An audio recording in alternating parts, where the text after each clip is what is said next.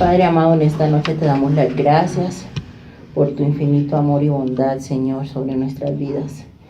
Gracias por permitirnos estar aquí reunidos en esta noche para estudiar, Señor, tu palabra, bendito Dios, para estudiar, Señor, aquellos aspectos de nuestra fe, Señor, que debemos defender, Padre amado.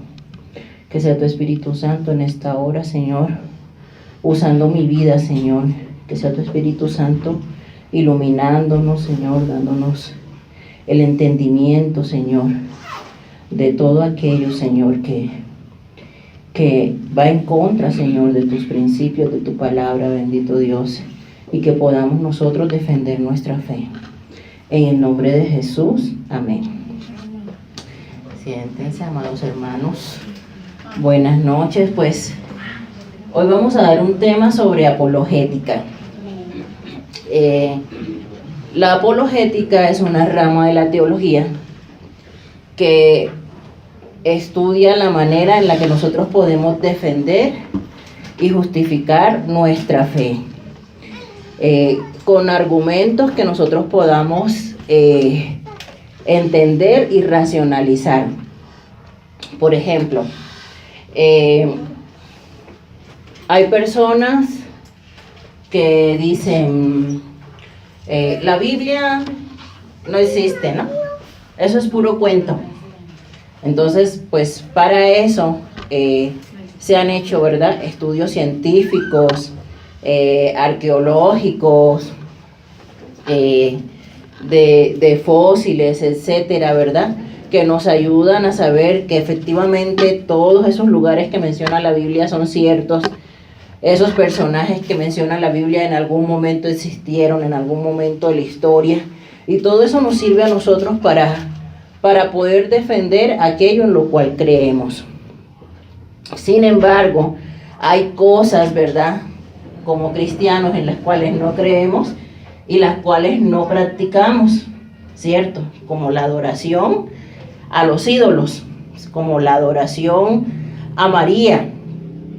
Y hoy pues vamos a enfocar esta clase en ver algunos principios bíblicos, ¿verdad?, por los cuales nosotros no estamos de acuerdo con la adoración a María. Como este estudio lo estoy grabando, lo primero que debo aclarar es que, con todo respeto, ¿verdad?, a nuestros amigos, familiares católicos, no es con la intención de ofender a nadie. Sin embargo, pues como cristianos nosotros, y en la plena libertad de cultos que existe en este país, ¿verdad?, tenemos también esa libertad de hablar de aquello en lo cual no creemos. Entonces, con todo respeto, continúo mi tema. En este país que se declara mayoritariamente católico, existe un día que prácticamente es una fiesta nacional dedicado a la Virgen de Guadalupe. Y en la mayoría de los países existe un día festivo dedicado a determinada virgen, que es la patrona de ese país, ¿no? Las diferentes vírgenes que existen, ¿no?, a lo largo de todo el planeta, la Virgen de Guadalupe, la Virgen de Fátima, la Virgen de la Caridad del Cobre, la Virgen del Carmen, la Virgen de la Inmaculada, tantas vírgenes que existen,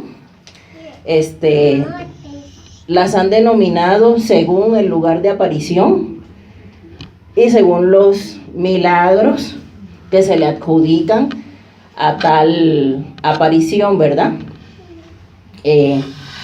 Sin embargo, pues todas estas vírgenes, independientemente del nombre que tomen en cada país o en cada región, hacen alusión a María, ¿sí?, a aquella mujer, ¿verdad?, que fue escogida por Dios, una mujer llena de gracia, porque así lo dice la Biblia, ¿verdad?, que fue escogida por Dios para, a través de ella, ¿verdad?, pudiera encarnarse Jesús, el Hijo de Dios.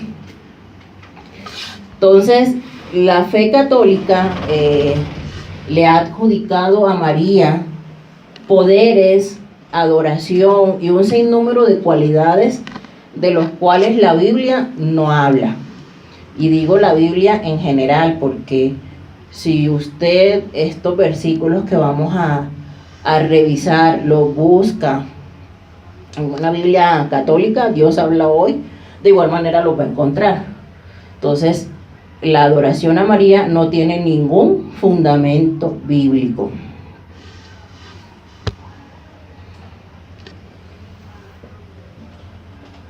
Aquí en México se ha impuesto la adoración a María, y digo impuesto porque si tú vas a un sitio público, ahí está una imagen a María. Si tú vas a un hospital, ahí encuentras una imagen a María. Si tú trabajas en una empresa, el 12 de diciembre te piden cooperación para hacer la comida en honor a María. Y para comprar las flores, y para pagar la misa, y para hacer todo en honor a María. Eso es algo que aquí en México lo hacen, y bueno, porque yo he sido testigo de eso, ¿verdad? Que te quieren hasta decir, ay no, que la cuota que para las flores, que la cuota para las veladoras, que porque ya llegó el día de festejar a la Virgen, y todos tenemos que colaborar, como que si fuera una ley nacional, ¿no?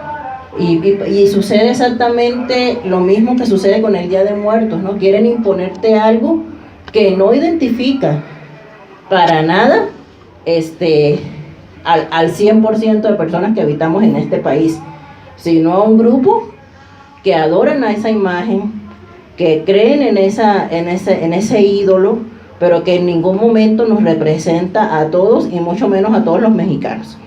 Entonces, puesto que hay libertad de creencias en este país. Lo primero que vamos a ver son algunas verdades bíblicas acerca de María. Lo que la Biblia nos enseña, y que todos hemos estudiado en algún momento, es que María era una joven judía del linaje de David, ¿cierto? María era perteneciente a la tribu de Judá, ¿sí? En los evangelios de Mateo y de Lucas están las dos genealogías de Jesús, que en algún momento ya las hemos estudiado, ¿verdad? Y si usted no sabe de lo que le estoy hablando, pues no se olvide de revisar los videos de las clases de la infancia de Jesús, porque ahí está bien explicadito esos temas. Hay una genealogía que es de María y hay una genealogía que es de José. De hecho, la genealogía que está en Lucas es la genealogía que pertenece a María, ¿cierto? Entonces sabemos que ambos, tanto María como José, vienen del linaje de David, porque esa era una profecía que se tenía que cumplir, ¿cierto? Que del linaje de David vendría el Salvador, que nacería en Belén. Todo esto estaba profetizado. Y sabemos también, según la Biblia, ¿verdad?, que María y José vivían en Nazaret, y que por cuestiones de un censo que se hizo, ¿verdad?, tuvieron que viajar, y por esas circunstancias permitidas por Dios, ¿verdad?, porque Dios tiene el control de todas las cosas, y para que se cumpliera la profecía, ellos tienen que movilizarse hasta Belén, donde finalmente nace Jesús. Pero María pues vivía en Nazaret. Esta jovencita, ¿verdad?, de la que nos habla la Biblia, halló esa gracia delante de Dios. ¿Para qué? Para que ella fuera ese instrumento, para que aquel verbo, que es Jesús, se hiciera carne, ¿verdad? Y viniera normal, como viene cualquier ser humano, ¿verdad? Naciera por medio de una mujer, y se cumpliera esa promesa de Génesis 3:15, donde dice que la simiente de la mujer, ¿verdad?, heriría a la serpiente en la cabeza. Entonces, para que se cumpliera todo eso que el Señor ya había prometido, pues tenía que haber una mujer, ¿verdad? Una mujer, la cual fuera el instrumento de Dios para que ese bebé el Hijo de Dios, viniera al mundo en su naturaleza humana. Amén. Sabemos que María fue una mujer valiente, porque no tenemos por qué, el hecho de que no adoremos una imagen, ¿sí?, no quiere decir que detractemos las características de María, ¿cierto? Porque la Biblia habla de que era una mujer llena de gracia, fue una mujer valiente, porque en ese tiempo ya ella estaba comprometida para casarse con José, y sin embargo, al aceptar ella el llamado de Dios, se expuso ¿a qué? A que la apedrearan, ¿verdad? Porque según la ley de Moisés, pues pudieron haberla acusado de fornicación porque quedó embarazada antes de casarse, porque solamente pues estaba prometida, digamos, y de repente embarazada. Ella se expuso por ese llamado, por cumplir ese llamado, a que la apedrearan y la mataran. Así que fue una mujer muy valiente al aceptar el llamado del Señor, que pudo haberle costado la vida. Ella misma, ¿verdad?, se llamó: yo soy la sierva del Señor, ¿sí?, que se haga en ella según la voluntad de Dios. Entonces, sin duda alguna, pues María era una jovencita que tenía muchas virtudes dignas de imitar. Sin embargo, toda esta imagen buena de María, ¿verdad?, se distorsiona en el momento en el que algunas creencias, pues principalmente la fe católica, ¿verdad?, le oran a María, la llaman virgen, creen que es una intercesora ante Dios, la adoran. Entonces, es una creencia completamente distorsionada, porque puesto que María ni es nuestra madre, ni es nuestra intercesora, ni es nuestra salvadora, ¿sí?, ni absolutamente tiene nada que ver con nuestra salvación, ni hace milagros, ni es digna de adoración. Es un error llamarle virgen. ¿Qué es ser virgen? ¿Qué es una mujer virgen? Una mujer que no tiene relaciones. Exactamente, o sea, médicamente hablando, pues como es, ¿no? Una mujer que nunca ha tenido relaciones sexuales. Sin embargo, pues María fue virgen en el momento en el que el Señor la escogió, la llamó, ¿verdad? El ángel fue y le dio el mandato. Sin embargo, María no es siempre virgen, como afirman los católicos. ¿Qué dice la Biblia en Mateo 1:25? Y dice la Biblia, lo voy a leer para que le avancemos porque llegué un poquito tarde. Dice Mateo 1:25, pero no la conoció hasta que dio a luz a su hijo primogénito y le puso por nombre Jesús. O sea, está hablando de José. Y ya sabemos nosotros que cuando la Biblia nos dice esta palabra conoció, ¿sí?, se refiere en el original a que tuvo intimidad con ella, tuvo relaciones sexuales con ella. José y María, como un matrimonio normal, ¿cierto?, tuvieron intimidad. Entonces, ¿por qué la insistencia de esa imagen de María siempre virgen si María no fue virgen siempre? María en algún momento perdió esa virginidad, como toda mujer casada. Fue virgen mientras la llamó Dios, ¿verdad?, a ese mandato. Pero pues, en cuanto tuvo su hijo, ella tuvo intimidad con su esposo. Y lo dice la palabra, ¿no? Pues no lo digo yo. Por lo tanto, es un error llamarle virgen. Aparte de eso, sabemos que María tuvo más hijos. Eso también lo dice la Biblia. En Juan 2:12 dice: después de eso descendieron a Capernaum, él, su madre, sus hermanos y sus discípulos, y estuvieron allí no muchos días. Mateo 12, del 46 al 50 dice: mientras él aún hablaba a la gente, he aquí su madre y sus hermanos estaban afuera y le querían hablar, y le dijo uno: he aquí tu madre y tus hermanos están afuera, y te quieren hablar.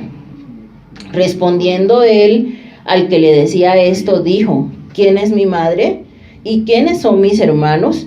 Y extendiendo su mano hacia sus discípulos, dijo: he aquí mi madre y mis hermanos, porque todo aquel que hace la voluntad de mi Padre, que está en los cielos, ese es mi hermano y hermana y madre. Marcos 6:3 dice: ¿no es este el carpintero, hijo de María, hermano de Jacobo, de José, de Judas y de Simón? ¿No están también aquí con nosotros sus hermanas? Y se escandalizaban de él. Mateo 13:56 dice: ¿no están todas sus hermanas con nosotros? ¿De dónde pues tiene todas estas cosas? Entonces hay mucho sustento bíblico, ¿sí?, que nos comprueba que María no es siempre virgen. María tuvo intimidad con José, María tuvo hijos con José, ¿sí? Todos estos hermanos que menciona la palabra con nombres propios son hermanos en la carne, digamos, ¿no?, de Jesús. Son hijos de María con José. Es un error creer que salva, porque ella misma reconoció que necesitaba salvación. Lucas 1, 46, 47 dice la palabra: entonces María dijo: engrandece mi alma al Señor, y mi espíritu se regocija en Dios, mi Salvador. Por lo tanto, María misma reconoció la necesidad que ella tenía de un Salvador y llamó a Dios, ¿verdad?, su Salvador. Por lo tanto, María no es ni salvadora ni redentora. Entonces, dos mentiras que le inculcan a las personas: que María es siempre virgen, no lo es; que María es salvadora, tampoco lo es.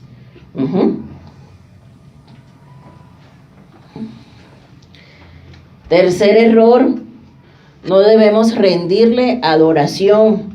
El mismo Jesús, estando en la tierra, nunca lo permitió.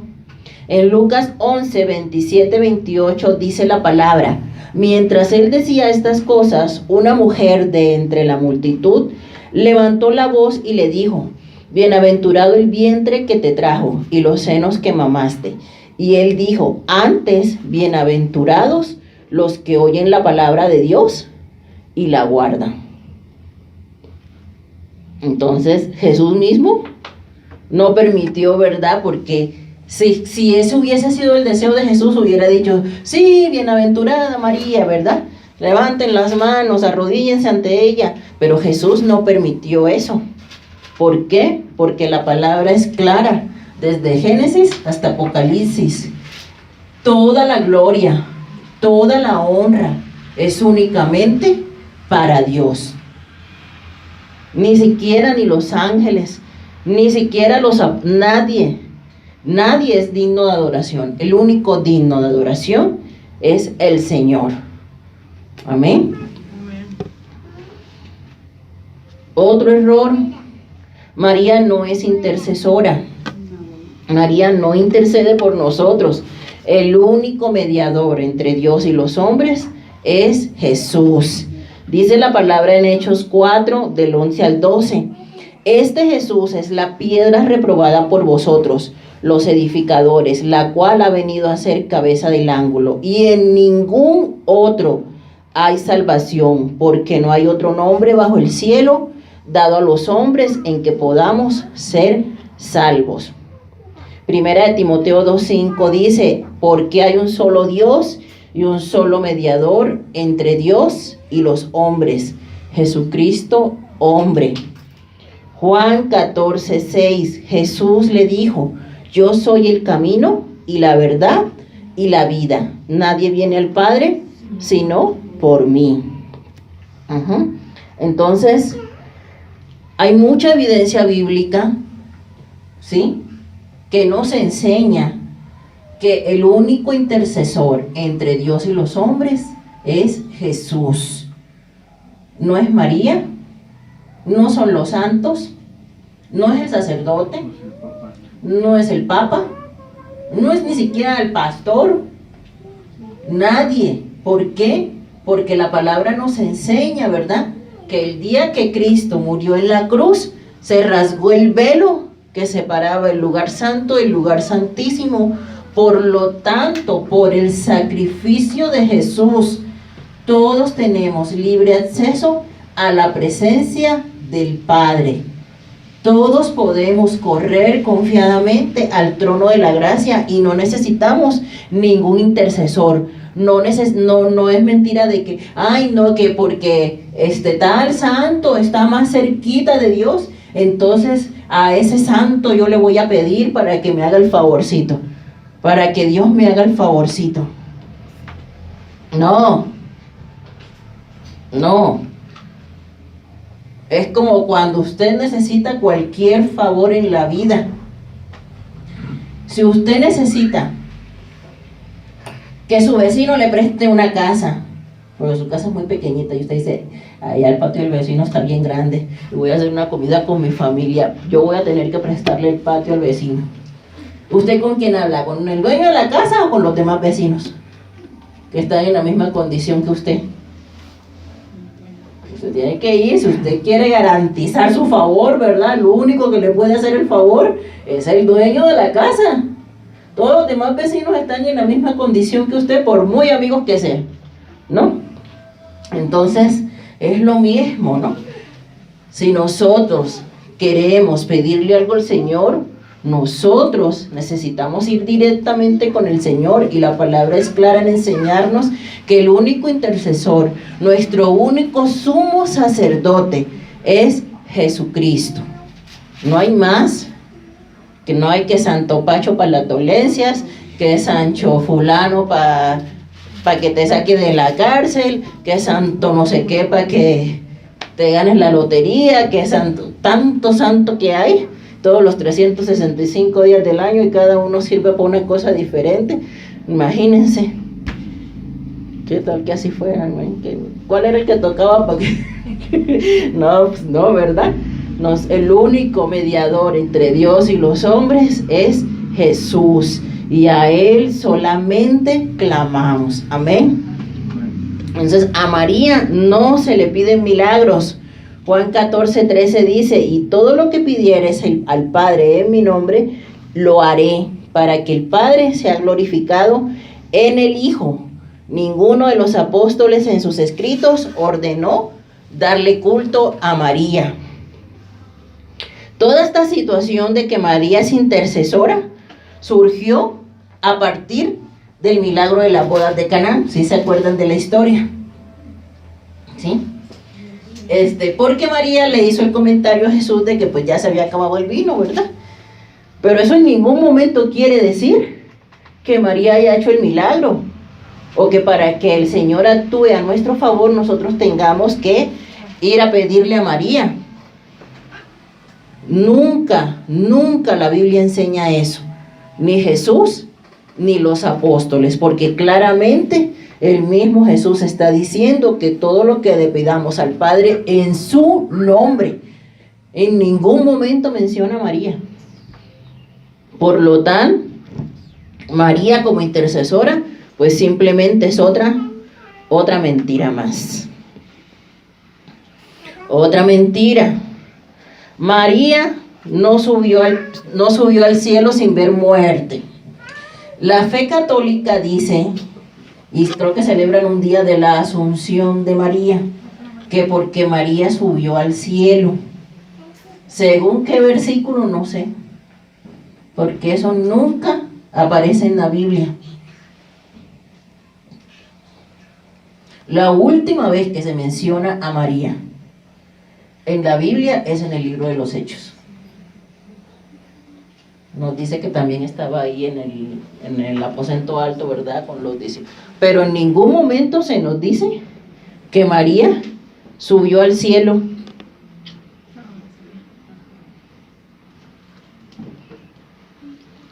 En ningún momento se nos dice que María subió al cielo.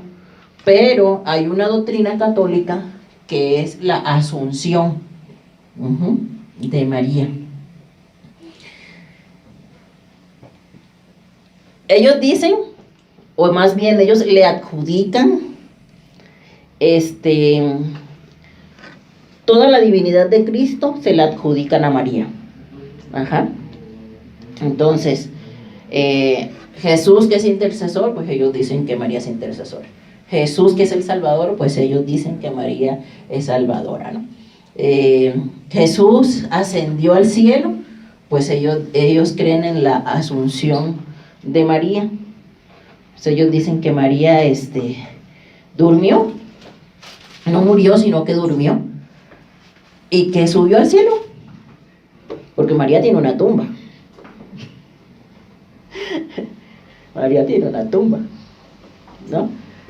Sin embargo, ellos dicen que María está en el cielo, que María subió al cielo sin morirse, pues, o sea, que prácticamente, que así como Jesús murió y al tercer día resucitó, María, durmió y después subió al cielo.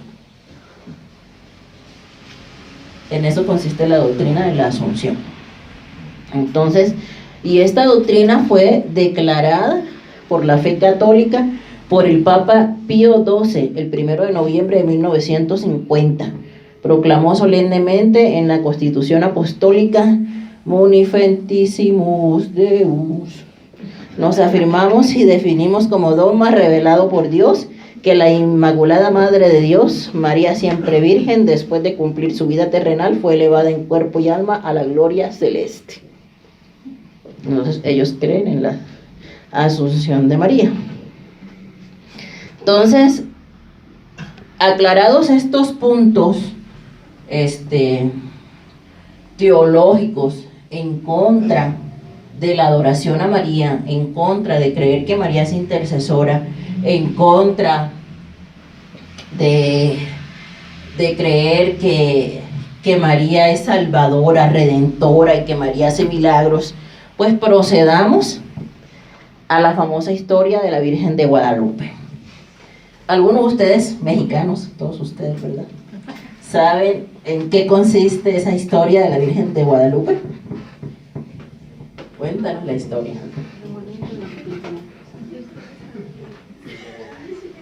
¿Qué cuenta la historia? Sí, porque pues varios de aquí fuimos católicos, ¿no? Pues se supone que en el cerro del Tepeyac se le apareció a un indígena llamado Juan Diego.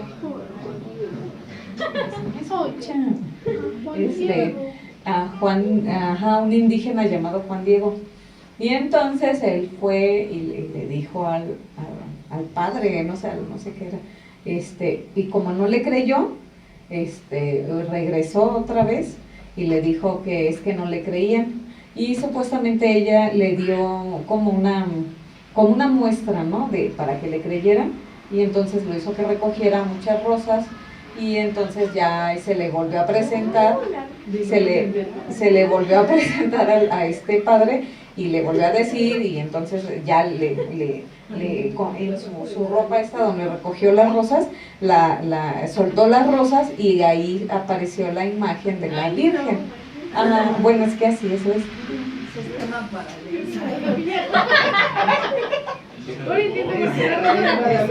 paralelo. Entonces, hermanos, mire, yo que me puse a leer, a estudiar, a investigar, más rápido lo hubiera preguntado a Andrea.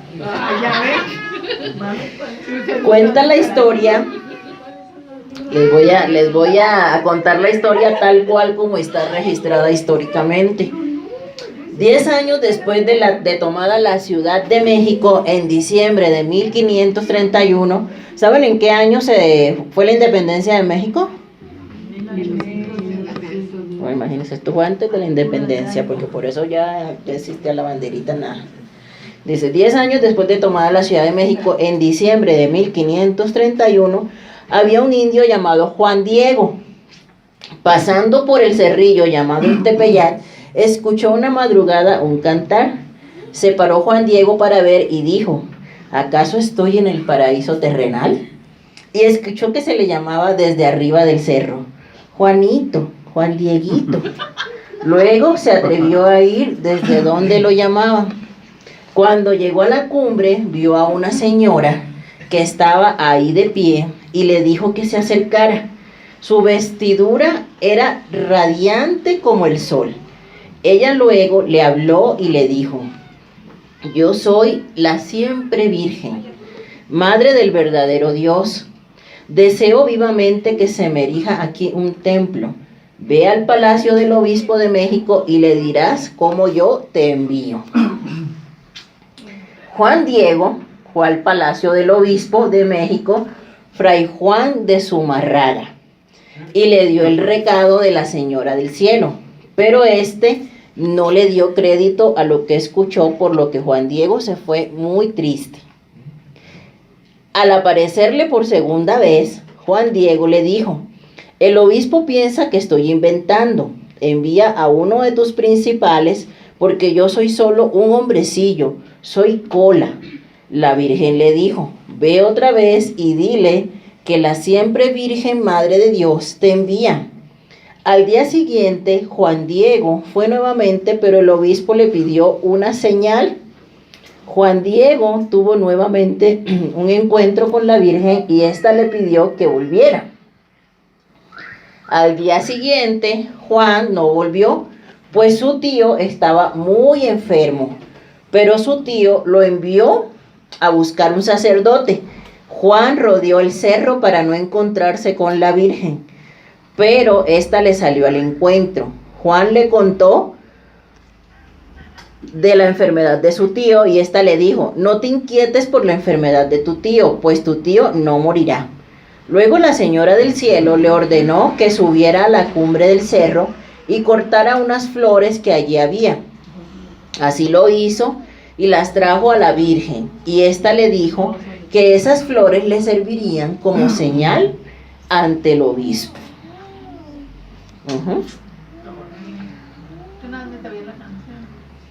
Cuando Juan Diego llegó ante el obispo, le dijo que le traía la señal que le había pedido días atrás y desenvolvió su larga manta, pues ahí estarían envueltas las flores. Así se esparcieron por el suelo las diferentes flores de Castilla y se dibujó en el manto la imagen de la Virgen de la manera que hoy se guarda en el Tepeyac. Entonces, al ver esto, el señor obispo lloró y pidió perdón a la Virgen por no haber puesto en marcha su mandato, y tomó la manta de Juan Diego y la guardó en su oratorio.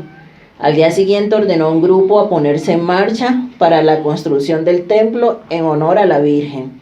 Entre tanto, Juan Diego fue a ver a su tío con la sorpresa de que se encontraba sano. La Virgen se le apareció también al tío de Juan y lo sanó. Esa es la historia. Esa es la historia que conocen todos los mexicanos. La historia que reposa en los bibliotecas, museos, etcétera, ¿no? Y es la historia que le han dicho a todos los mexicanos de la aparición de la famosa Lupita. Sin embargo, analizando esta historia, ¿a qué se les parece? ¿Cómo a qué se les parece algunos así aspectos de la historia? ¿Se acuerdan ustedes cuando el Señor llamó a Moisés? Y ahorita ustedes se van a dar cuenta por qué esto tiene así como que algunas cosas que como que no suenan, ¿verdad? ¿Se acuerdan que cuando el Señor llamó a Moisés en medio de la zarza, Moisés, el Señor le hizo un llamado a Moisés y le dijo: pues tú vas a ir delante del faraón, ¿verdad? Y entonces Moisés le dijo: pero si yo no sé hablar, ¿no? Pero no me van a creer, ¿cierto? ¿Se acuerdan de la historia bíblica? Y entonces, casualmente, en esta historia de Juan Diego también como que dice algo parecido, ¿no? Pero ¿por qué a mí me vas a enviar delante del obispo? No me va a creer, yo soy tan solo un hombrecillo, yo soy tan solo un indiecito, ¿no? Resulta que va con el obispo, ¿no? Así como Moisés fue con el faraón, Y entonces el obispo le dice, no, pues es que tú, para yo saber que de verdad, a ti te mandan del mismísimo cielo, tú me tienes que traer una señal, ¿no? Y regresa el indiecito Juan Diego, ¿verdad? Con la señal. Y resulta que cuando abre su manta, en la manta milagrosamente se dibuja la imagen de la Virgen, ¿verdad? Una historia pues de la que no hay testigos, de la que no hay ningún registro en la historia de México, a pesar de que pues fue algo tan sorprendente, a pesar de que este es un país tan católico, ¿no? Debería haber registros de esa aparición, de esa supuesta aparición de la Virgen, en ese año 1531. Sin embargo, los historiadores de México, ninguno habla sobre dicha aparición, ¿no?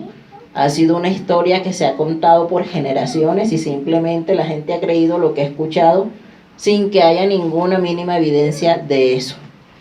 Lo cual es completamente lógico, ¿verdad? Porque ni la hay, ni la va a haber, porque es simplemente una mentira. Así son las cosas.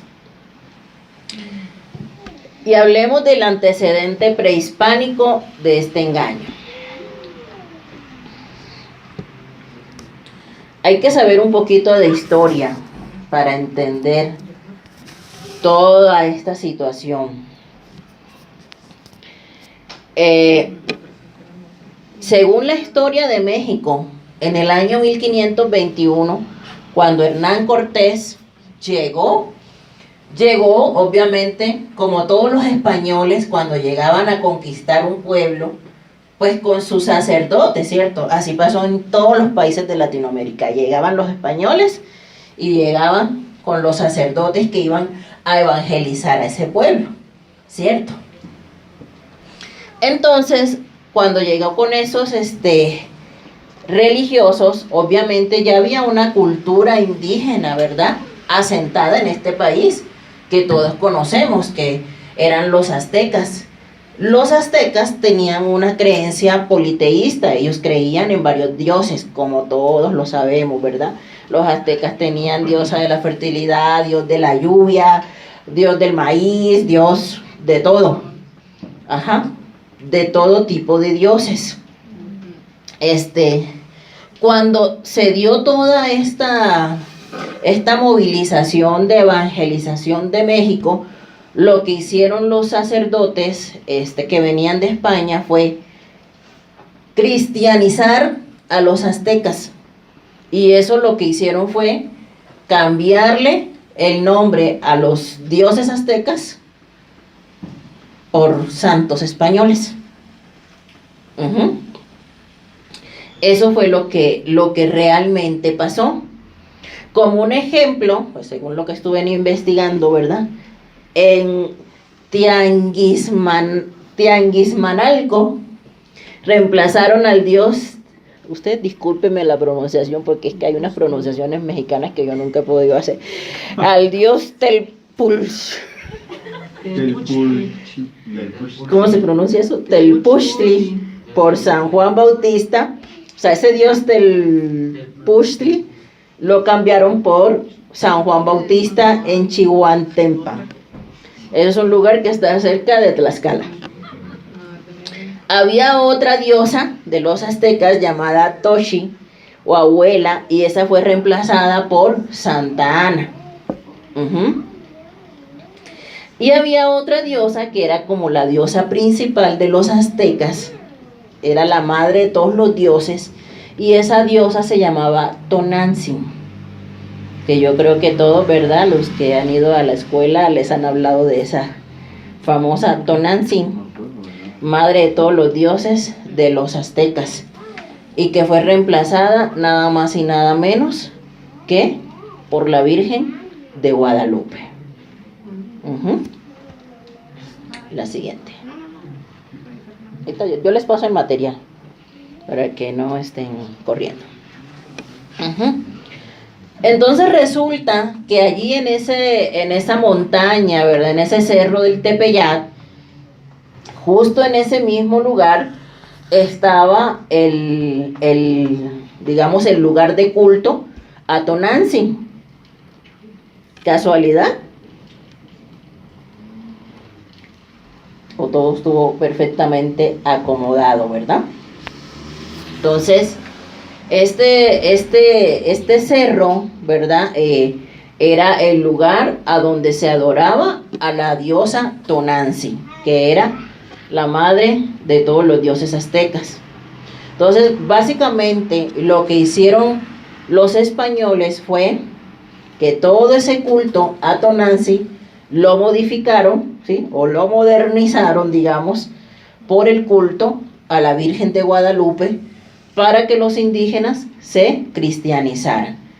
Entonces, finalmente, lo que sucedió fue que los indígenas aztecas terminaron adorando a la Virgen de Guadalupe en lugar de adorar a Tonantzin.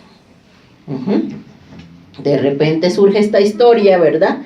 Y entonces, obviamente, los sacerdotes católicos lo que le enseñan a los indígenas, ¿no? Es que miren, es que se apareció tal imagen a un indígena, ¿no? Pero esa imagen que, bueno, ahorita ya no está así como la primera imagen, ¿verdad? Con cara de un dios indígena, ¿no? Sino que ahorita está bonita, con pelo lacio, vestida bien elegante. Esa es la misma, ¿no? Esa es la misma, no más que pues ahorita más refinada, ¿no? Por decirlo de alguna manera, ¿no? Fue lo que se le inculcó a los indígenas desde ese tiempo, y de allí pues surgió pues todo este engaño de la Virgen de Guadalupe. Y encontré unas cosas bastante interesantes. Los mismos historiadores de México hablan sobre el culto a esta diosa Tonantzin. Fray Bernardino de Sahagún escribió un libro llamado Historia General de las Cosas de la Nueva España. Y fíjense lo que escribió. Cerca de los montes hay 3 o 4 lugares donde solían hacer muy solemnes sacrificios y que venían a ellos desde tierras muy lejanas, peregrinando, ¿no? Uno de estos es aquí en México, donde está un montecillo llamado Ipeacat, y los españoles le llaman Tepeaquilla, y ahora se llama Nuestra Señora de Guadalupe. En este lugar tenían un templo dedicado a la madre de los dioses, Tonantzin, que quiere decir nuestra madre, a quien le dedicaban fiestas y muchos sacrificios, y ahora está allí edificado a la Señora de Guadalupe. Esto lo dicen los libros de los historiadores que estuvieron desde los tiempos en los que se conquistó México. Esto está en los libros, ¿no? No es ningún y todas las diapositivas tienen referencia bibliográfica, porque esto está en los libros de historia de México. Sin embargo, no hay o sea, todos los libros de historia de México argumentan de esa diosa Tonantzin, pero no hay ningún libro de historia de México que argumente la supuesta aparición de una virgen en ese lugar, sino más bien un cambio de la adoración a la diosa indígena por la adoración a esta diosa pues española, digamos, ¿no? Y ahorita vamos a ver por qué más, ¿no? Si nosotros miramos a las diferentes culturas, ¿no? La misma Biblia nos habla de la adoración a Diana o a Artemisa, ¿verdad? La famosa Diana de los Efesios, adorada en Asia Menor. ¿Por qué? Porque todas las culturas paganas, todas las culturas idólatras tienen una diosa, ¿sí? Y así como para los griegos su diosa máxima es Diana, así para cada cultura ha existido una diosa que ellos adoran. Y esto es importante porque a partir de todo este paganismo que viene de los tiempos de la antigua Grecia, han venido surgiendo en los diferentes países y en las diferentes culturas aquellas diferentes vírgenes, ¿sí?, que se adoran en cada nación, que no son más que una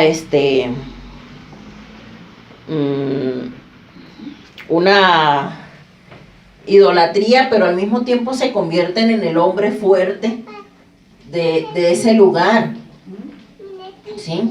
Todos los países tienen un hombre fuerte, tienen un demonio, ¿sí?, que es el que está reinando y es el que está encegueciendo la fe de las personas, porque todos sabemos que el enemigo lo que principalmente ataca en las personas es su fe. Sí es cierto que ataca a las familias, sí es cierto que ataca a los hijos, sí es cierto que ataca nuestra vida, pero lo principal, el principal área donde el enemigo ataca a las personas es en su fe, en enceguecerlos, en desviarlos, en hacerlos caer en doctrinas de error. Y definitivamente el demonio, ¿sí?, el hombre fuerte de este país es la idolatría, sin duda alguna. Cada país tiene el suyo, ¿no? Su principado, su hombre fuerte, pero el de este país es la idolatría, sin duda alguna. Nosotros podemos observar una capilla prácticamente en cada esquina, ¿no? ¿Sí? A lo mejor aquí esta colonia, como es relativamente nueva, todavía no lo vemos tan común, ¿no? Pero si nosotros nos vamos a los barrios antiguos de México, pues es una capilla prácticamente en cada esquina. O sea, es una idolatría tremenda, es una fiesta nacional, y el 50% yo creo que de las mujeres mexicanas llevan el lupita, si no es adelante es atrás, si no es en atrás es en el medio, pero todas llevan el lupita. No sé, es una cosa impresionante la manera como este país idolatran a la Virgen de Guadalupe. No solamente la idolatran, sino que como eso, bueno, ahorita lo voy a explicar más adelante, pero la idolatría es un negocio. ¿Se acuerdan ustedes de Demetrio el platero? Del que nos habla la Biblia, ¿verdad? Dice, pues, y vino Pablo a predicar, ¿verdad? Y se nos va a caer el negocio, porque el negocio era vender templecitos y vender imágenes de la diosa Diana, ¿sí? Y ustedes saben, cuando los extranjeros vienen aquí a la Ciudad de México, ¿cuál es uno de los lugares más visitados y que más finanzas deja? La visita a la basílica. Y es todo un negocio alrededor, ¿no? Hay tours, ¿no? Sí. Para ir a la basílica. Y afuera es una vendimia, ¿no? Y nadie se quiere ir sin que el cura le bendiga su imagen, ¿no? Es un negocio realmente. O sea, al final del día, la idolatría siempre ha sido un negocio para la Iglesia Católica. Siempre. Siempre ha sido un negocio y que deja muchísimas ganancias. El simple hecho de la venta de tantas imágenes.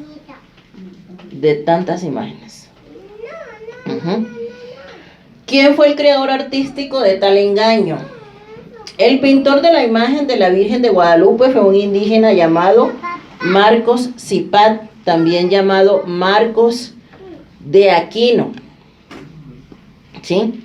Bueno, ya se inventó el milagro de la aparición. Hubo una imagen, ¿verdad? Bueno, entonces había que sacarle un provecho económico a tal imagen, ¿cierto?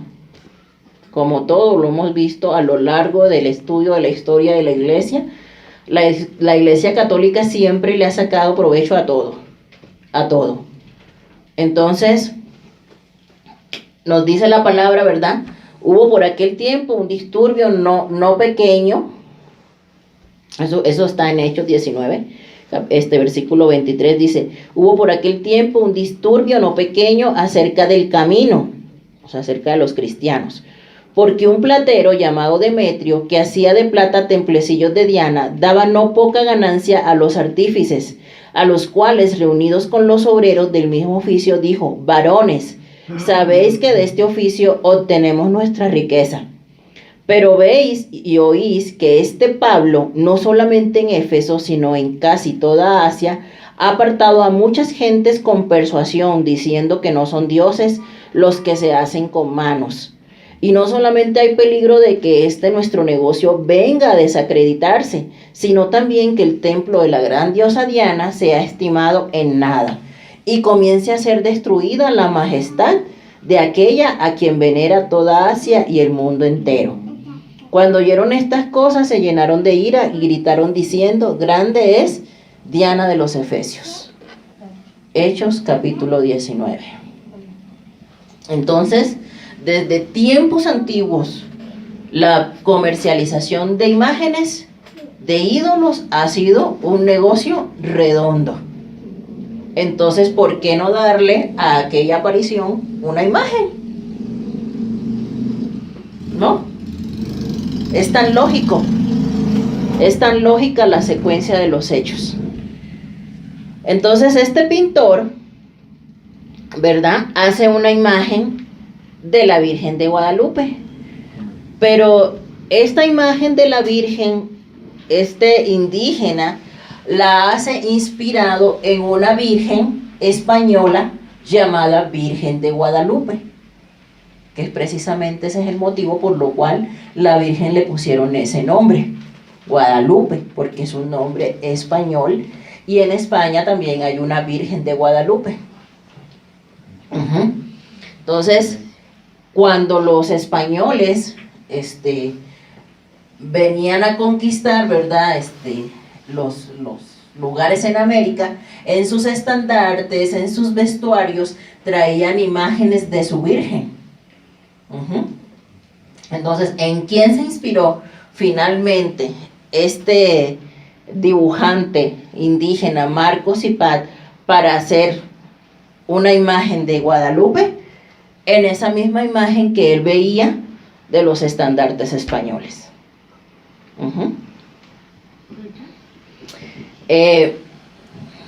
Ahora, la mentira de que la imagen vino del cielo. Y todo esto a lo largo de la historia, bueno, porque igual hay que comentar, ¿verdad?, que a lo mejor no todos los curas son corruptos, ¿verdad? Había uno que otro sensato. Fíjense lo que dicen los libros de historia.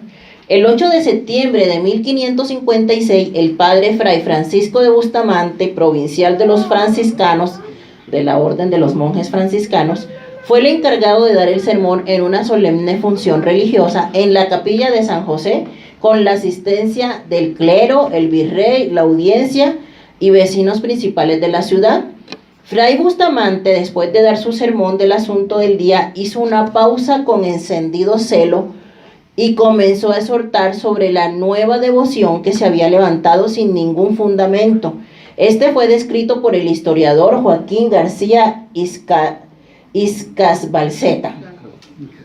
Y dice: en una ermita o casa de Nuestra Señora, y que han intitulado de Guadalupe, calificándola de idolátrica y asegurando que sería mucho mejor quitarla, porque venía a destruir lo trabajado por los misioneros, quienes habían enseñado a los indios que el culto a las imágenes no paraba en ellas, sino que se dirigía a lo que representaban, y que ahora decirles que una imagen pintada por el indio Marcos hacía milagros sería causar una gran confusión por causa de una devoción sin principios y sin fundamento, solicitando que se averiguara el autor de tal devoción para darle 100 azotes y 200 al que en adelante lo dijese. O sea que entre los mismos curas católicos de esa época había unos que estaban en contra de semejante idea que habían inculcado a las personas de darle adoración a esta Virgen. Dice: afirmó que en tal ermita se cometían grandes ofensas a Dios, que no sabía a dónde, fíjense, a dónde iban a parar tantas limosnas recogidas y que eso mejor se lo dieran a los pobres o a los hospitales. Acusó también al arzobispo de haber divulgado milagros falsos de la imagen y le exhortó a que le pusiera remedio a aquel desorden, manifestando que el arzobispo, que si el arzobispo era negligente para solucionar esto, que allí estaba también para poner orden el virrey. Y este documento fue guardado por el arzobispo Motufar.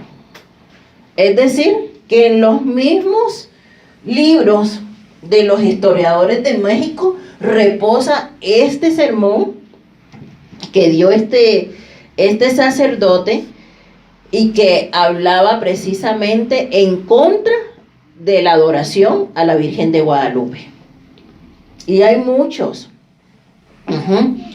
Los mismos historiadores hablan de que existió ese indio llamado Marco Cipat, que era un muy buen pintor, ¿sí? Y que fue el encargado de darle imagen a la dichosa aparición de la Virgen de Guadalupe. Y que esta imagen, para hacer esta imagen, esta indígena que pintó la Virgen se inspiró en la Virgen de Guadalupe de España. Entonces, fíjense, la historia original, ¿sí? Como nos comentaba la hermana, ¿verdad? Dice que supuestamente el indio abrió su manta, ¿no? Y de las sustancias, no sé, de las flores, se formó la imagen de Guadalupe. Sin embargo, la historia nos habla claramente de este pintor que fue el encargado de darle una imagen a la aparición. Entonces, ¿en qué quedamos? ¿Se pintó la imagen solita con las flores o la pintaron? Entonces, vemos cómo, ¿verdad? A pesar de que hay evidencias históricas de que toda esa aparición y todo ese cuento no es más que un engaño, pues las personas siguen ciegas venerando a una supuesta virgen que se le apareció a un indígena y que hacía milagros por doquier. Cuando en los mismos libros de historia todo eso está, toda esa mentira está caída. De hecho, hubo uno de los obispos de México que mandó a examinar la imagen de la Virgen de Guadalupe que está en la ermita. Eso fue en el año 1787. Vinieron unos pintores y esos pintores se encargaron de analizar la imagen, y los pintores expertos dijeron que pues esa imagen estaba dibujada en no era una manta de ayate, como dijeron que supuestamente era la que usaba el indio y en la cual se pintó la imagen, sino que era una manta de iscol, que era una manta fina en la cual los indios de la antigüedad hacían sus dibujos y sus representaciones. Entonces, ¿qué más evidencia histórica quieren las personas cuando esto mismo, ¿verdad?, está sustentado en todos los libros de historia de México? En cuanto a la pintura de la Virgen, ya ven que la Virgen abajo tiene como una luna negra, lo cual es una simbología para los aztecas. Esa luna negra que tiene la Virgen en los pies es una simbología azteca. Y cuando le hicieron este examen de pintura a la Virgen, se dieron cuenta que la pintura tenía las manos más grandes que el resto del cuerpo, y entonces la mandaron a retocar, porque la Virgen original tenía una corona, y cuando la mandaron a retocar, le redujeron las manos y le quitaron la corona. Entonces, la Virgen hasta retocada fue, que porque estaba desproporcionada. Pasa la siguiente, hijo. Y ahí hay dos vírgenes. Está la de Guadalupe española y está la de Guadalupe mexicana. La de Guadalupe española tiene un bebé. Tiene un bebé en los brazos. Y la mexicana pues no tiene bebé. Y esto nada más lo hicieron, o sea, le hicieron algunas variaciones a la Virgen de Guadalupe española, porque bueno, no le querían dar tanto auge, ¿no?, al hecho de María como madre, sino María como milagrosa, y por eso la pusieron sin bebé. La siguiente. Entonces, al final, hermanos, nosotros vemos, o sea, cómo todo esto, ¿verdad?, ha sido realmente un engaño bien tramado, ¿sí? Un engaño bien tramado a lo largo de los años para manipular la fe de los mexicanos. No hay otra explicación. Todo ha sido un engaño manipulado porque nunca hubo ninguna aparición, nunca existió ningún Juan Diego, y todo esto fue una historia inventada por la fe católica. Entonces,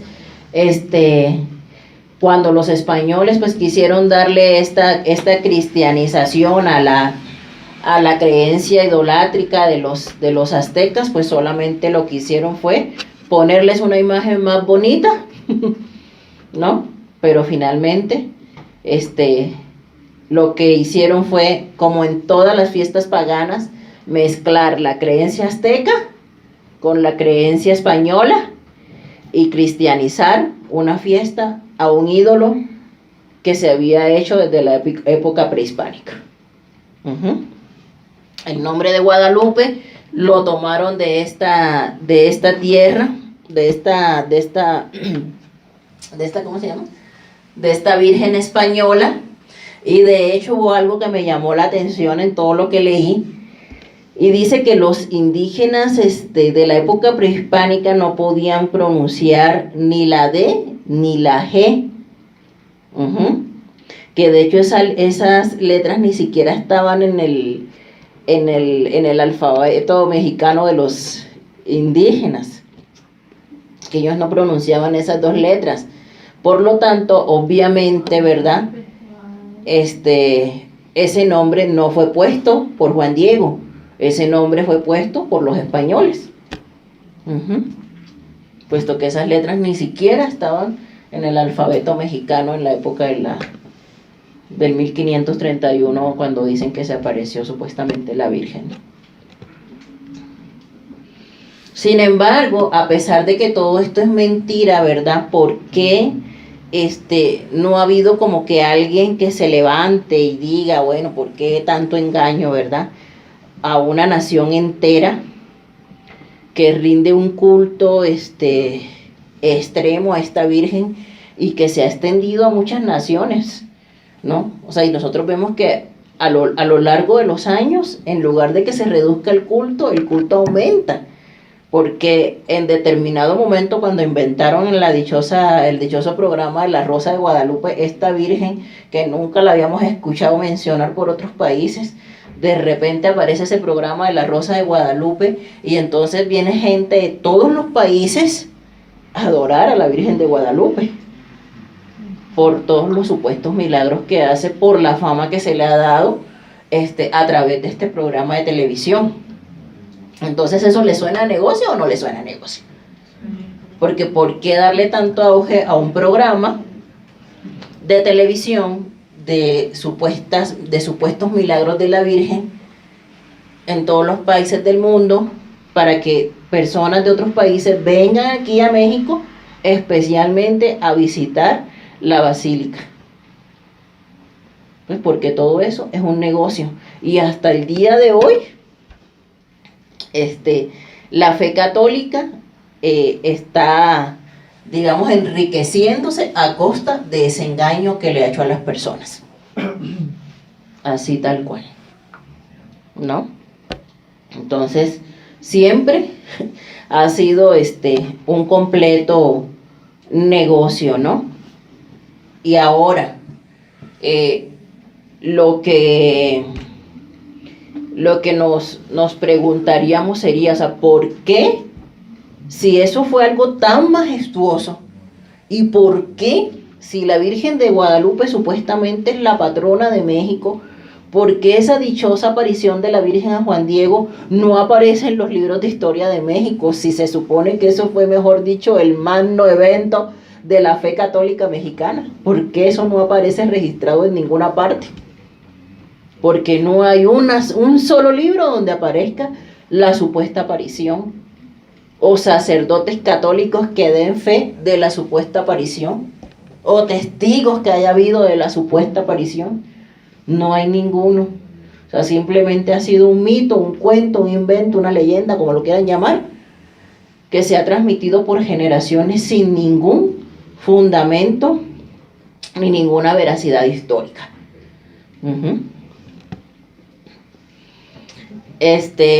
Ahora, ¿cómo será? Bueno, fíjense que ni siquiera en el Códice Vaticano, donde están los orígenes de la fe católica en México, se menciona dicha aparición. Ni siquiera en el Vaticano, ¿no?, se menciona dicha aparición. Entonces, ha habido un silencio universal con respecto a la dichosa aparición de la Virgen. Y fue precisamente aquí la música 2600. En el 1648, un sacerdote llamado Miguel Sánchez, quien publicó este libro donde supuestamente se contaba esta historia que todos conocen, ¿verdad? Fue hasta 1648, donde un sacerdote católico publicó un libro donde contaba sobre la supuesta aparición de la Virgen. Imagínense cuántos años después, si se supone que la Virgen se apareció en el 1531.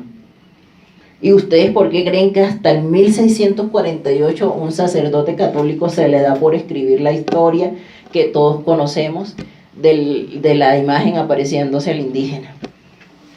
Y eso tiene una razón. Y tiene una razón histórica también. Y tiene una razón financiera, como cosa rara, ¿verdad? Así también como apareció la doctrina del purgatorio, así también como apareció la historia de las reliquias católicas, así también como aparecieron todas esas historias de la fe católica. Detrás de todo eso había una necesidad económica. Y la necesidad económica que había era que en ese tiempo, en Jalisco, tenía muchas ganancias porque había una virgen que era una virgen llamada la Virgen de San Juan de los Lagos, que era muy famosa, o es, no sé, la verdad desconozco, ¿no? Y pues toda la gente iba a Jalisco a ver que es donde supuestamente se apareció esa virgen, y le hacían capillas a la Virgen por todo México, y la gente peregrinaba para Jalisco. Y mientras que eso pasaba en Jalisco y había un tremendo mover de dinero, ¿verdad?, porque toda la gente se movilizaba para allá a ver a la famosa Virgen de San Juan de los Lagos, pues los sacerdotes de la Ciudad de México pues no tenían ningún ingreso. Entonces dijeron, bueno, ¿cómo es posible de que pues toda la gente se está yendo para Jalisco, pues a venerar allá a la Virgen de San Juan de los Lagos, y pues que nosotros aquí que estamos en la capital no tenemos una Virgen a quien venerar, ¿verdad? Y de repente, ¡pum!, surge este sacerdote haciendo ese libro donde escribe sobre la supuesta aparición de la Virgen de Guadalupe. ¿Y qué creen que pasó?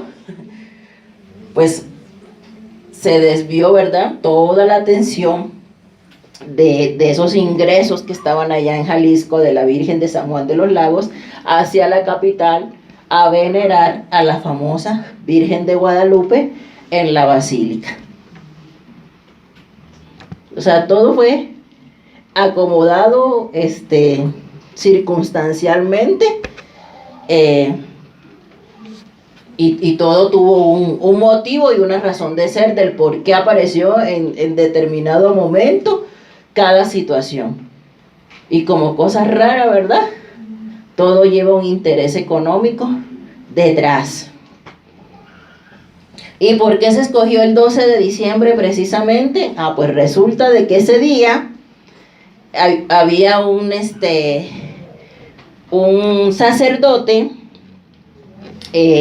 Francisco Siles, en 1662, grande amigo y admirador del escritor Miguel Sánchez, del que escribió la historia, solicitó al Vaticano la concesión de la fiesta para el 12 de diciembre y tanta fue la insistencia que casi 100 años después, en el año 1754, el Vaticano autorizó oficialmente que el 12 de diciembre se iba a celebrar cada año la fiesta a la Virgen de Guadalupe. Fray Servando Teresa de Mier fue invitado por el alto clérigo mexicano para dar un sermón en el santuario del Tepeyat el 12 de diciembre de 1794 y por decir la verdad sobre la guadalupana, esto le costó que lo encerraran en el castillo de San Juan de Ulúa en Veracruz y después fue expatriado a España. Ahora, todos nosotros sabemos que la idolatría va totalmente en contra de lo que dice la palabra. Desde que el Señor estableció los mandamientos, dijo que no nos hiciéramos imágenes y mucho menos que las adoráramos, ¿sí? Es un mandato del Señor. Todos sabemos claramente lo que dice la palabra, que los ídolos tienen ojos pero no pueden ver, tienen oídos pero no pueden escuchar, tienen boca pero no pueden hablar, simplemente son imágenes. Pero detrás de esas imágenes hay demonios. Dice Pablo en 1 Corintios 10 del 19 al 20, ¿qué digo pues? ¿Que el ídolo es algo o que sea algo lo que se sacrifica a los ídolos? Antes digo que lo que los gentiles sacrifican a los demonios, lo sacrifican y no a Dios. Y no quiero que vosotros os hagáis partícipes con los demonios. Entonces, claramente, ¿verdad? Está prohibido por la palabra de Dios que nosotros participemos mínimamente de estas celebraciones o de la adoración a estas imágenes, ¿no? Nosotros ni siquiera debemos asomarnos por ahí, ¿no? De que la fiesta del San Judas, que la fiesta del Guadalupe, nada tenemos que hacer nosotros por ahí, ni participar en eso, ni en lo sacrificado para los ídolos. Nada tenemos que hacer nosotros ahí. Eso está estrictamente prohibido por la palabra de Dios. Y finalmente, hermanos, ¿quién es el demonio que está detrás de esta virgen? Pues ya sabemos, ¿verdad? Que era un ídolo que adoraban los aztecas llamado Tonantzin. Y que Tonantzin, le llamaban ellos madre de todos los dioses. Pero también había una diosa llamada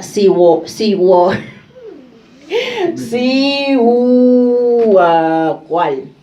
Eso. Ahí está escrito. No lo puedo pronunciar. Cuya señora aparecía con atavíos como se usan en los palacios. Y esta aparición llamada Sihuahuacá, bueno, eso, también se le conocía a esa diosa como la mujer de la culebra o el diablo hecho en forma de mujer. ¿Cómo? ¿Sí qué? Dice,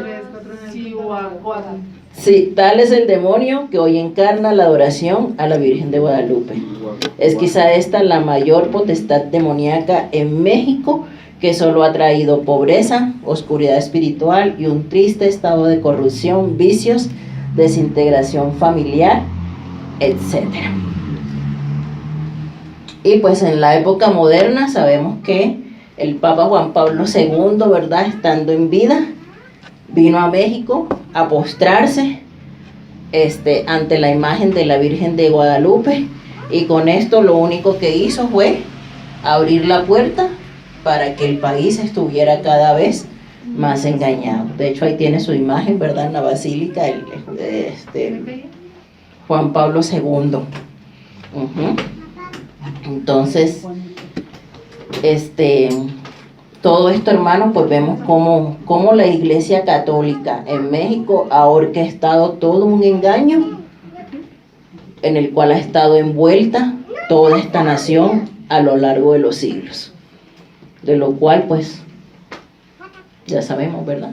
No es más que una mentira, y eso tiene sustento, no solamente bíblico, ¿verdad? Porque sabemos nosotros que tales apariciones son demonios, sino que también tiene un sustento histórico, de libros en los cuales mismos mexicanos han dicho que eso es una vil mentira. Uh-huh. Entonces, ¿qué les parece, hermanos? Vamos a terminar aquí.